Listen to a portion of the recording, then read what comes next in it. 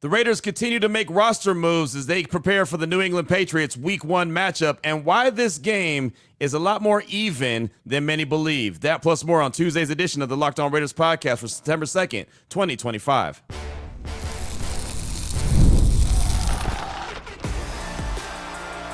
You are Locked On Raiders, your daily Las Vegas Raiders podcast, part of the Locked On Podcast Network, your team every day. And welcome in, Raider Nation, to another edition of the Locked On Raiders podcast. Thank you so much for making the show your first listen of the day. We definitely appreciate you. If you're catching the show wherever you find your favorite podcast, or you're checking us out by way of the YouTube page, you know we appreciate both. Show grows each and every day because of your consistent support and the great job that my man Ari does behind the scenes, making sure we look good and sound good each and every day. We shout him out. We appreciate him. He's on Twitter at Ari Produces. You can hit me up as well at your boy Q254. And if you want to be a part of the show, we got the Locked On Raider podcast voicemail line for you, 707-654-4693. As we normally do, we'll close out the show hearing from you. A lot of calls, a lot of texts, gearing up for Week 1 of the 2025 NFL season. Obviously, the first game of the season gets underway this Thursday with the Eagles and the Cowboys, but it gets real for the Raiders coming up on Sunday. Raiders versus the Patriots. So your calls, your texts, will close things out. Segment number 3. Segment number 2, we'll take a look at the game. We'll look at the betting line on this game according to FanDuel.com. We'll also kind of give you a slight tail of the tape. We're not going to go through every single position, but a handful of positions, and let you know why this game is much more evenly matched than a lot of people believe when they first saw it on the schedule. So we'll do a little tail of the tape coming up in segment number 2. Here in segment number 1, news and notes of the day, including some more roster moves that the Silver and Black are making. We'll get into that right after I tell you about the title sponsor of the show is FanDuel. Right now, new customers can bet just $5, and if your bet wins, you'll get $300 in bonus bets to use across the app. So, off top, Labor Day. Hopefully everyone had a really good Labor Day. We had the Raiders squad show early in the morning. Chantel Chan, Lincoln Kennedy, and myself. Really good, fun show, 1 hour long, 1 hour strong. So hopefully you were able to enjoy that. If you didn't catch it live, maybe you caught it a little bit later on. But all in all, probably the last off day before the NFL season's over, right? So Labor Day is kind of like that benchmark. That's like, okay, boom, it's football season. It's go time. We'll talk to you after the Super Bowl. That's basically what it is. The Raiders also practiced on Monday as well. They made a few roster moves. We'll jump into that. They signed linebacker Brian Asamoah II and quarterback Jeff Driscoll to the practice squad, and they released linebacker Matt Jones, and also safety Trey Taylor from the practice squad. They worked out a handful of players. Andrew Armstrong, the wide receiver from Arkansas, Driscoll, who they eventually signed to the practice squad from La Tech, and then Quincy Skinner, the wide receiver from Vanderbilt. So I know many are thinking, wait a minute, why would you sign quarterback Jeff Driscoll? You just went out and made a move for Kenny Pickett, and you have Cam Miller on the practice squad as well. Multiple things here. I think that Driscoll will probably be a guy, especially early on in the season, maybe week 1, week 2. He'll be called up on Saturday. He'll be elevated to the roster. You know, you can add 2 guys on Saturdays before the game. I think that Terrell Edmonds, the safety, will be a guy that you'll see in that position, but I also think you'll see quarterback Jeff Driscoll. And look, Kenny Pickett, who they just traded for, they gave up that 5th round pick to Cleveland. He's still not 100% healthy. He's actually questionable right now. We haven't got the official injury reports yet for the week. We'll start getting those throughout the course of the week, which is great to see. Wednesday, Thursday, and Friday, I believe we'll get those, those injury reports. And so we'll be able to give you the exact status of these players. But right now he's questionable, right? He's a guy that was dealing with a hamstring injury while he was still in Cleveland. So that might not be 100% okay. So I feel like Driscoll will just be a veteran emergency quarterback if needed, right? Cam Miller is just not ready to play yet. That's the bottom line. A lot of people keep on looking at Cam Miller and tweeting at me, well, what about Cam Miller? He's just not ready to go. So just understand that Kenny Pickett will be the primary backup, but if he's not 100%, he's not ready to go right away. Look for Jeff Driscoll to be elevated the Saturday before the game. So I wouldn't think that it's anything big to be concerned about, overly concerned about. Just know that that's the latest update. But Matt Jones and safety Trey Taylor are guys that are no longer on the Raiders practice squad. And that's unfortunate for Trey Taylor.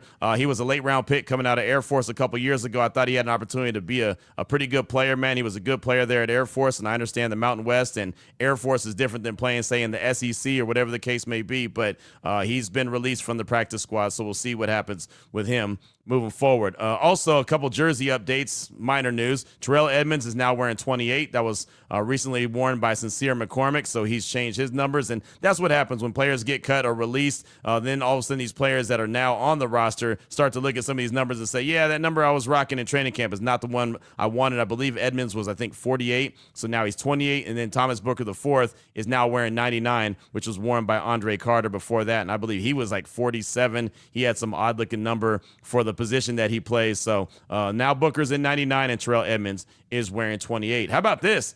Tommy Millott, touchdown Tommy. He's actually signing with the practice squad of the New Orleans Saints. He was drafted in the 6th round by the Raiders, waived last week after practicing at receiver in camp, and now the versatile playmaker heads to the home of Taysom Hill. That was from Tom Pelissero from the NFL Network on Monday. So Tommy Millott, we heard from John Spytek, the Raiders GM, last week when he said that I'm hoping that he ends up somewhere where they could be a little bit more patient. I think we all can agree, looking at the New Orleans Saints and what they're dealing with this year, knowing that none of the quarterbacks that they have on the roster have one win as a starter under their belt.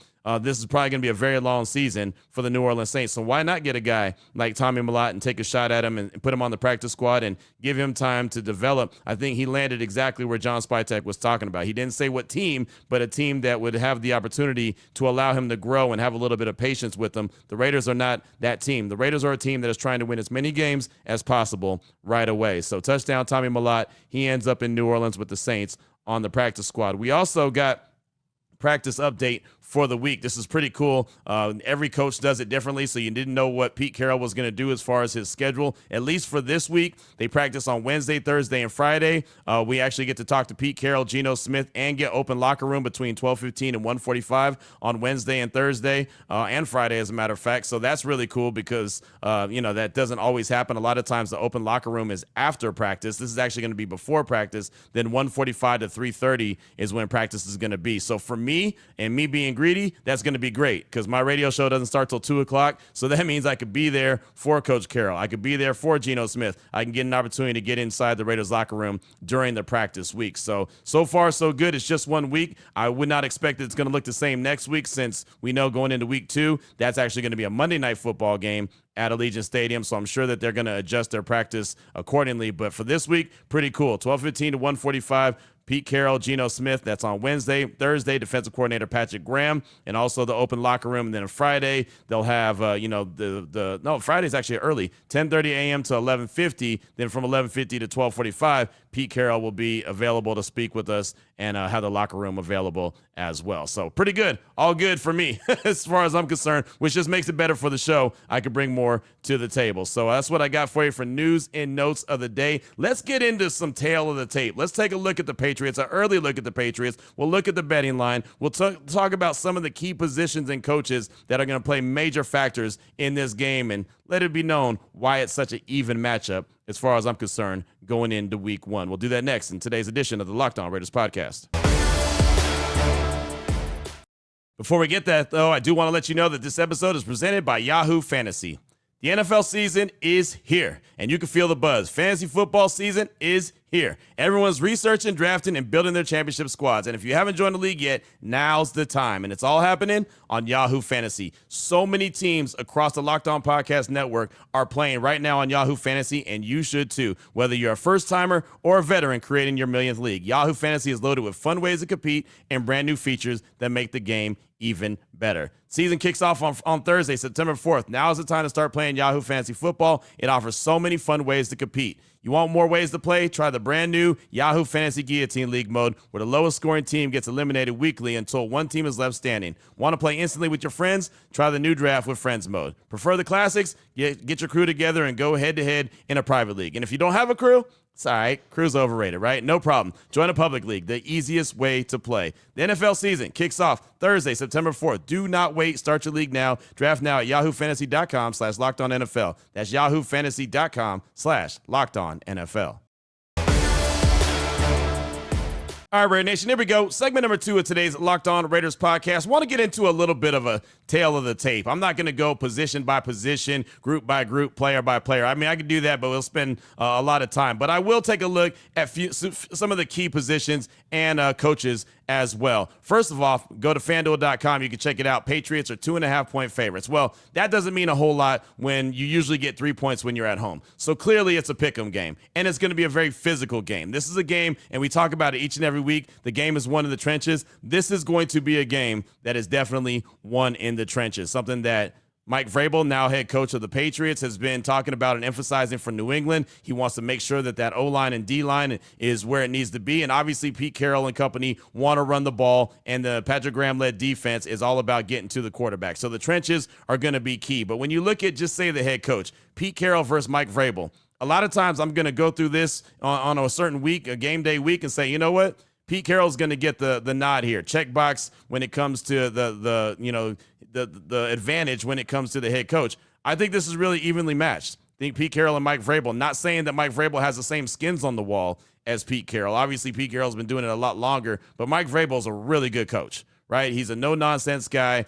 He's one of those guys that is going to get the most out of his players. So I really feel like it's kind of evenly matched. And then it's funny when you look at the OC, Chip Kelly, Josh McDaniels. Okay, both those guys are very creative. And I know that Josh McDaniels didn't work out very well as the head coach anywhere. Obviously didn't work out very well with the Raiders, but we know that he could be a sharp offensive mind. Chip Kelly didn't work out as a head coach, but we know he could be a sharp offensive mind. Does it sound the same? It is the same. And then Patrick Graham versus Terrell Williams, defensive coordinator versus defensive coordinator. I feel like that the coaching staff, just the guys, the key guys, the head coach, the OC, and the DC are really even. Offensive line, I think this is going to be really interesting for the Patriots because they're trying to do something that the Raiders are trying to do as well, but they're trying to do it in a different format.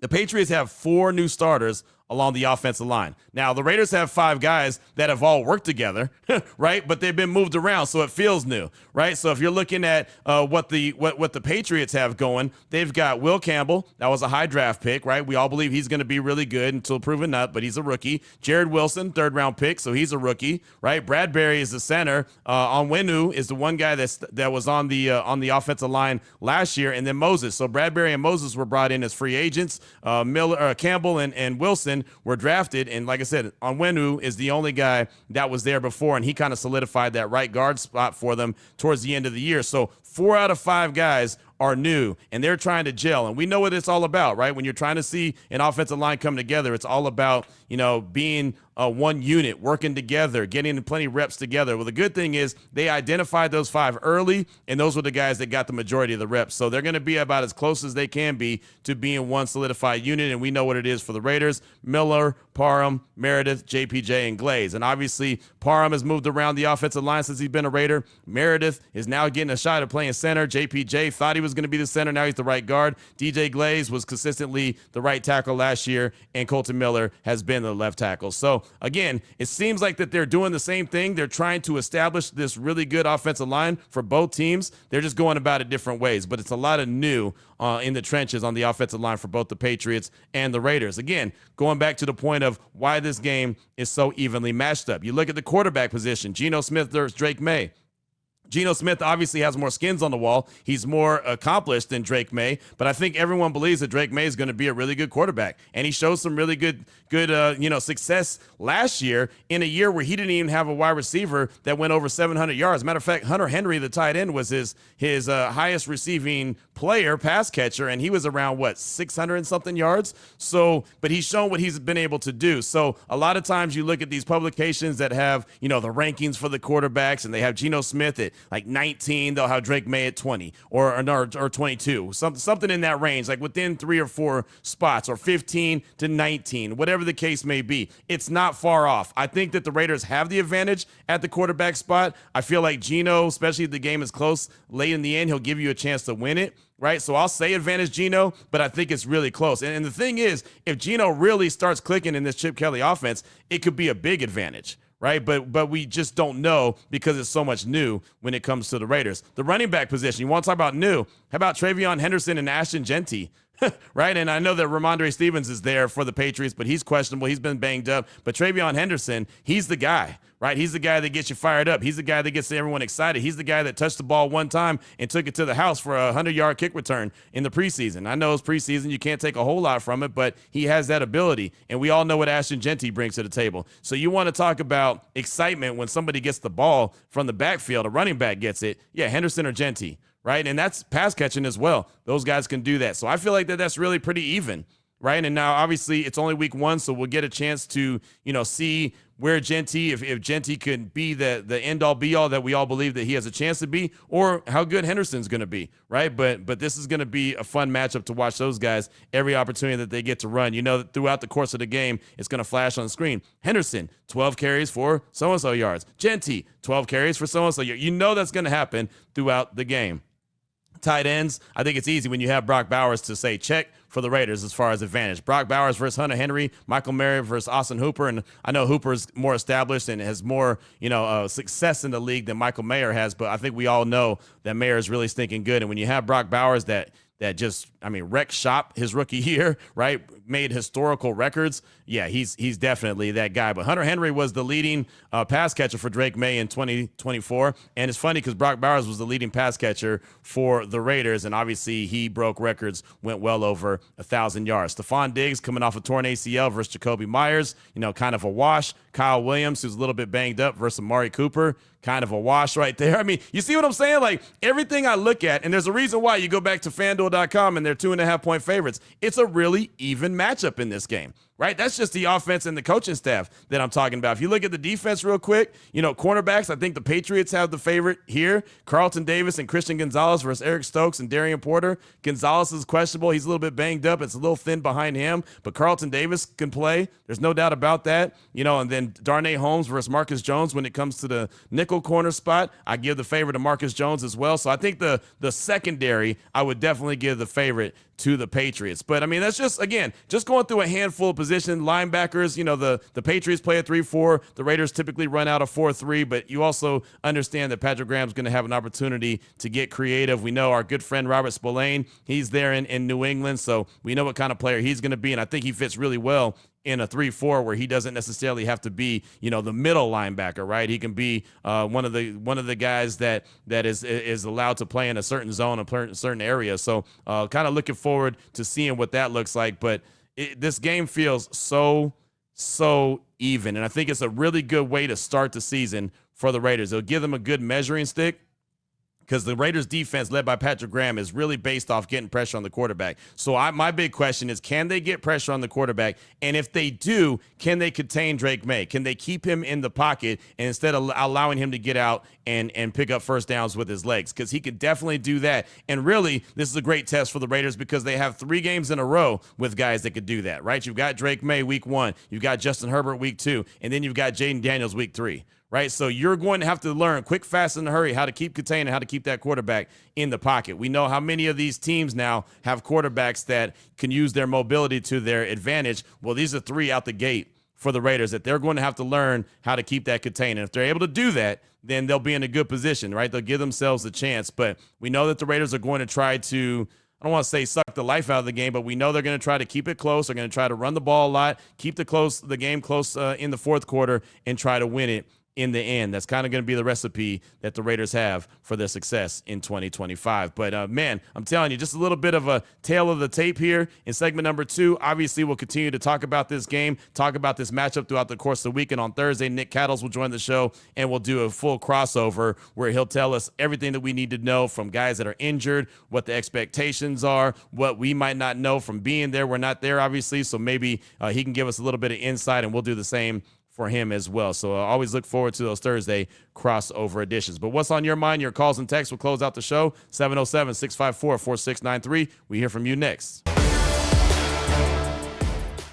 Before we get to that, though, I do want to tell you about the title sponsor of the show, and that is FanDuel. The NFL season is almost here. Thursday, September 4th, it all gets underway. FanDuel's making sure you're ready to kick off with a can't-miss offer. Right now, new customers can bet just $5, and if your bet wins, you'll get $300 in bonus bets to use across the app. And you can use it any way you want. You can have player props bets. Those are always a lot of fun. You could build a same-game parlay or even jump into live mode as the action unfolds. Either way, you're in on the action, and it all gets started on Thursday. It makes every game more exciting. You're watching your team or just keeping an eye on your fantasy lineup. So if you're ready to play, download the FanDuel app right now by visiting FanDuel.com to get started. That's FanDuel.com to place your first $5 bet.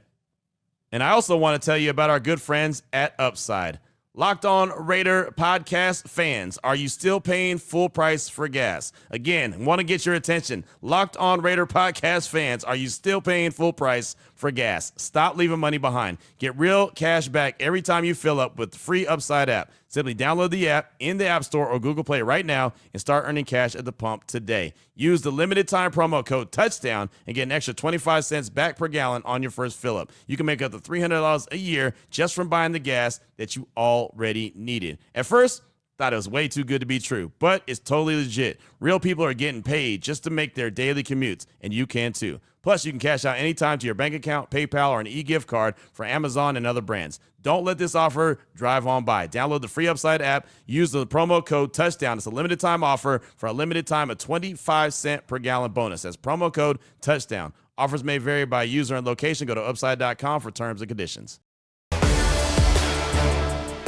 Here we go, Raider Nation. Segment number 3 of today's Locked On Raiders podcast. Your calls and texts straight off that Locked On Raider podcast voicemail line, 707-654-4693. Let's start things off with a call that I actually missed on Monday's show. How did I do it? I don't know. User error. And the user I'm talking about is me, not you. So Mikey the Barber, he called in. He was supposed to be on the Monday show. I pitched it to it. I talked about it. Problem is, the call wasn't on the show. So many apologies, Mikey. I do apologize for that. But he was calling to ask a uniform question when it comes to the Raiders. So this time for real, here he is, Mikey the Barber. Chill, what up, man? It's Mikey the Barber calling in just to, pretty much ask a question.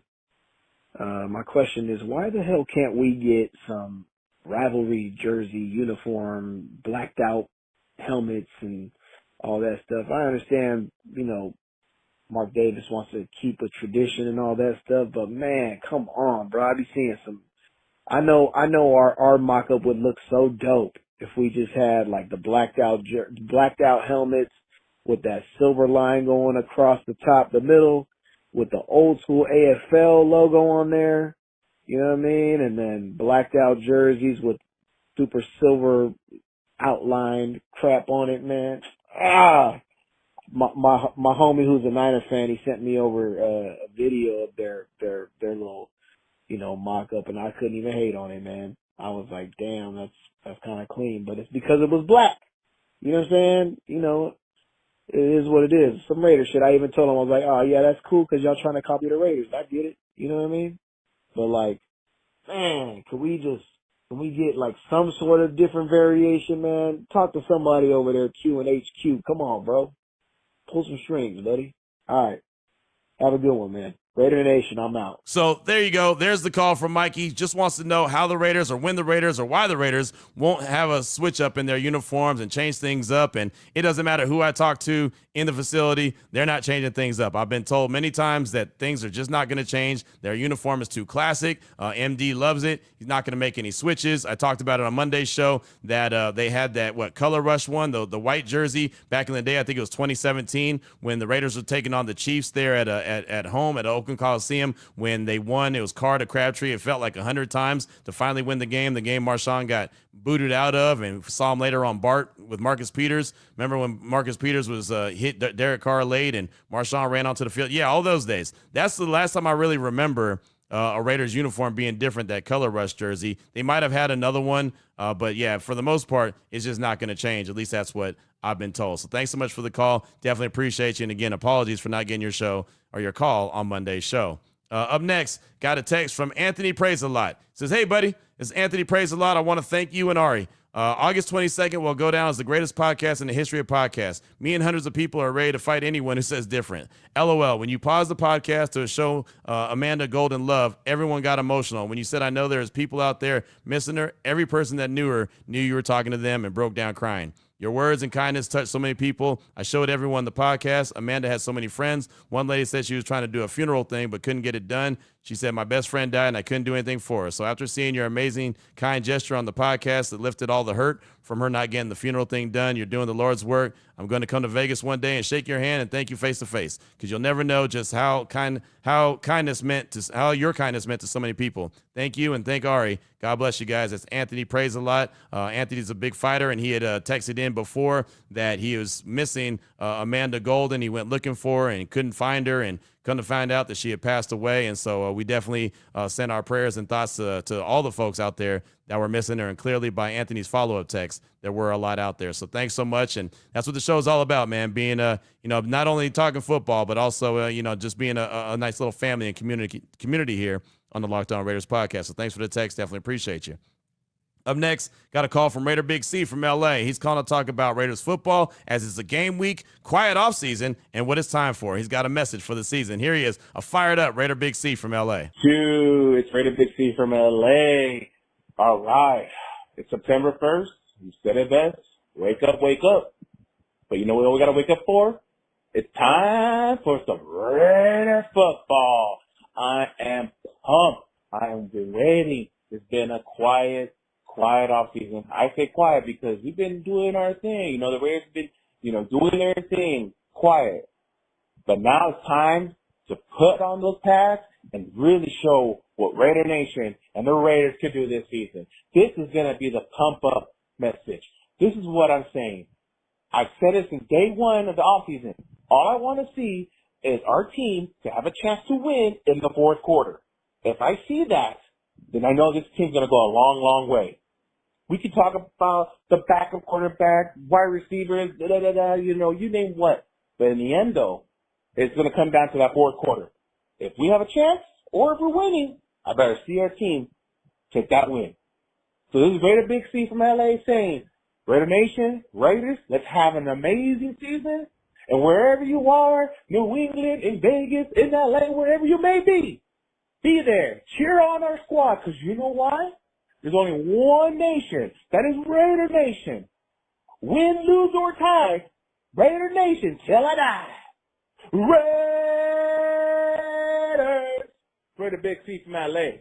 Out. Big C, thanks so much for the call. Appreciate you. You hit it on the head, man, with the Raiders' plan of attack this season. I talked about it earlier, but rushing attack, take the air out of the game, keep them close, have a chance to win it at the end. And it's funny, I've had Chris Canty on this a lot on this show, things that he says on Unsportsmanlike on ESPN Radio, along with Evan Cohen and Michelle Smallman. And he said that not too long ago when they were going through their NFL two-a-days and got to the Raiders, and he was talking about his expectations for the Raiders in 2025. Check it out. Pete Carroll with the Raiders. What does success look like for him?